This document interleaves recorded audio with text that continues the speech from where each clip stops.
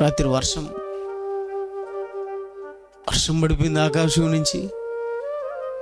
ఆకాశం నుంచి వర్షం పడిపోయింది. దేనికి అనుకుంటున్నారు? చల్లగా ఉండాలనే.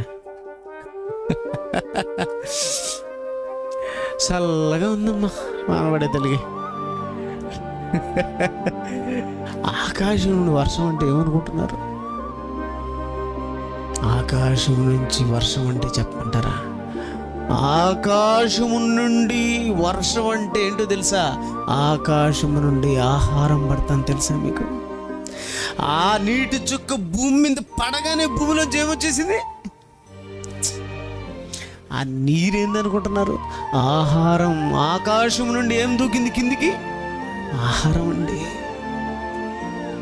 ఇశ్రాయేలు నడుస్తూ ఉంటే ఆకాశం నుండి దేవుడు ఇశ్రాయేలుకి ఏమిచ్చాడు తెలుసా? మన్నా. ఎంతండి బాబు, ఎంత ప్రేమ కురిపిస్తున్నాడు తెలుసా? ఆకాశం నుండి వర్షం వస్తా ఉంటే ఏమన్నాడు తెలుసా అర్థం? ఎంత వర్షం పడింది మా రాత్రి? ఎంతన్నా? ఏందనుకుంటున్నారు? ఆహారం. నిజంగా అండి, నేను నిద్రలేసి 2 చేతులు ఎత్తి దండం పెట్టి కిటికీలోంచి దేవుని స్తుతిస్తాను. నా దేవా, నా ప్రభువా, ఆకాశం నుండి ఆహారాన్ని కురిపిస్తున్నావు మా కోసం.